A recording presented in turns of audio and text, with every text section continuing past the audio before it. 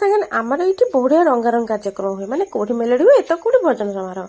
ଆଉ ଆମର ଏଠି ବଢିଆ କାର୍ତ୍ତିକେଶ୍ୱର ମେଢ ହୁଅନ୍ତି, ତା ସହିତ ମେଲୋଡି ବି ହଉଥିଲା। ଆଉ ଦିନରେ ଛୁଆମାନେ ଯାଇଥିଲେ ଏଠି ଭୋଜି ଖାଇବାକୁ, କାର୍ଡ ଦେଇଥିଲେ। ଆଉ ତାପରେ ଖୁସି ଆସି କହିଲେ ମାମା ଏଠି ବଢିଆ ମେଲୋଡି ହଉছিল, ଆମେ ସନ୍ଧ୍ୟାବେଳକୁ ଯିବା।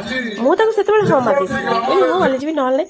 ଆଉ ସନ୍ଧ୍ୟାବେଳେ ହେଲେ ଆଉ ତ ନଛୋଡ ବନ୍ଧା, ଆଉ ଚାଲେ ଆଉ ବାହାରିକି ବସିଲା। ଯେମିତି 8ଟା ବାଜିଗଲା, ଚାଲେ ଯିବା ଆଉ। ଆଉ କଣ କରିବି, ବାଧ୍ୟ ହେଇକି ରୋଷେଇ ସାରିକି ଆଉ ଆସିଲି। ମୋର ଜମା ଯିବାକୁ ଇଚ୍ଛା ନଥିଲା, ସେଠି ଆସିଲି ତ ଇଆଡେ ଶୀତ ଟିକେ ପଡିଯାଇଛି, ଆଉ ଜମା ଇଚ୍ଛା ନଥାଏ। ଛାଡ଼ନ୍ତୁ, ଯାହା ଯେମିତି କରିକି ପହଞ୍ଚିଲା ବେଳକୁ 9ଟା ପାଖାପାଖି ହେଇଯାଇଥିଲା। ସେତେବେଳକୁ ନାଚ ପ୍ରୋଗ୍ରାମ ସବୁ ସରିଯାଇଥିଲା ଛୁଆ ମାନଙ୍କର।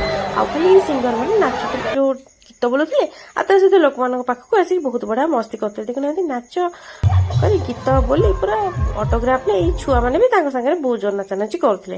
ଆଉ ଏମିତିରେ ଖୁସି ତାର ଅଧଘଣ୍ଟା ଖଣ୍ଡେ ଏଞ୍ଜୟ କଲା। ତାପରେ ଆରମ୍ଭ ହେଲା ତାର ରୋଲ।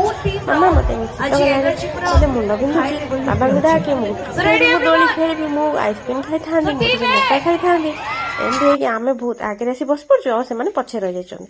ଏମିତି ହେଇକି ବହୁତ ସାରା ହଇରାଣ କଲା। ଲାଷ୍ଟରେ ମୁଁ ଚିଡିକି ପୁଅକୁ ଡାକିକି ଘରକୁ ପଳେଇ ଆସିଲି। ଆଉ ରୋଷେଇ କରିକି ଯାଇଥିଲି ରୁଟି ଭଜା, ଆଉ ଖାଇକି ଶୋଇଲା ବେଳକୁ ପୁରା ବେଦମ, ମାନେ ପରଦିନ ସକାଳୁ ଉଠିଲା ବେଳକୁ ପୁଣି ଗୁରୁବାର, ଯାହା ଅବସ୍ଥା।